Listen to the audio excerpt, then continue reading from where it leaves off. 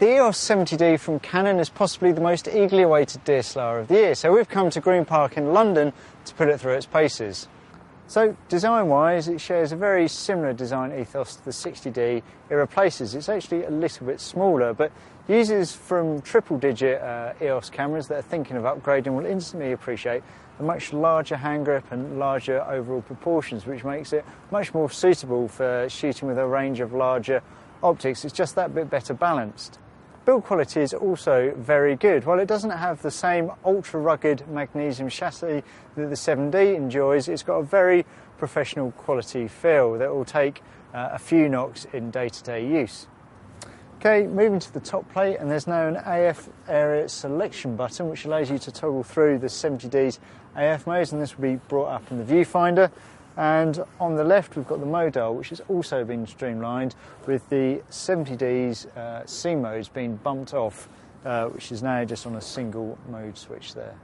The rear of the 70D has also been refreshed to be more in keeping with the other cameras in the EOS range. This includes the start-stop button for live view and the switch to activate the movie mode of the camera. So perhaps the biggest news is the dual-pixel CMOS AF sensor on the 70D, which has on-chip phase detection AF, which promises to deliver a much quicker AF performance during live view, which is a problem that many DSLRs suffer from. So I'm going to try it out with some moving subjects and see how it performs.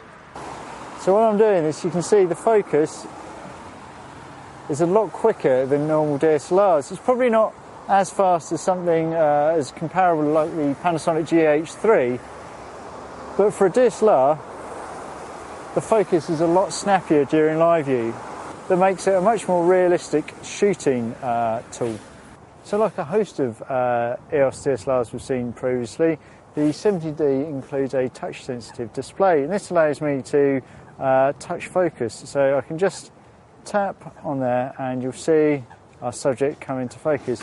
And this works seamlessly with the dual pixel AF system, so AF is really quick. So I can just move that about and the camera will focus. So as well as the AF during live view, I haven't forgotten about photographers who like to shoot with the viewfinder, with the 70D incorporating the 19-point AF system that we've seen in the 7D. It's a really polished AF system that performs very well under a range of lighting conditions with quick, snappy autofocus, even in dimly lit conditions. Overall, the 70D is a very satisfying camera to shoot with. There's a load of body-mounted controls, meaning quick access for a range of settings, while you've got the quick menu with the touch-sensitive controls on the rear display for more access to key controls. Images from the 70D were generally found to be nicely exposed, but in some instances can be slightly light or dark, but it's quick and easy to dial in some exposure compensation. The 20.2 megapixel sensor manages to resolve around 26 lines per millimetre on our resolution test chart at ISO 100, while in real-world tests, detail rendered in images was very good at lower sensitivities.